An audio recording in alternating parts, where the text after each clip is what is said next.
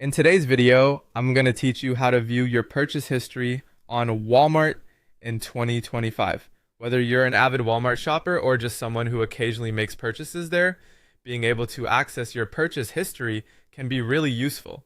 It helps you keep track of your spending, reorder items you've previously bought, or simply check past orders for any necessary details. Now let's walk through the steps to access this information. First things first, you want to head over to the Walmart website. Open your preferred web browser, enter the URL walmart.com, and press enter. Once the page loads, you'll see Walmart's classic homepage greeting you with their slogan, "Save money, live better." Familiarize yourself with the layout if you haven't already, as this will make navigation easier in the future. Next, locate and click on My Items. This section is generally found in the navigation bar at the top of the page. Clicking on My Items will direct you to a login page if you are not already signed in.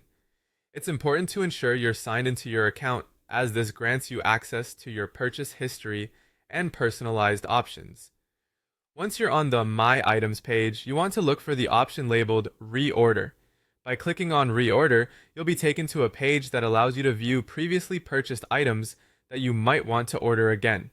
This is a handy feature for quickly reordering your regular groceries or any house essentials. If you're not signed in yet, you'll want to do that now. Just click on Sign In or Create Account.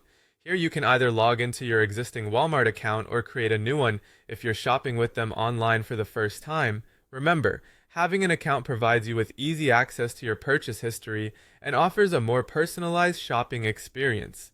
After signing in, navigate back to the My Items section. From there, direct your attention to the Lists option and click on it. The Lists section is a place where you can organize your shopping process, setting up different shopping lists tailored to your needs. It's particularly useful if you're planning for different events or simply want to categorize items for future purchases. Lastly, within the List section, click on Registries.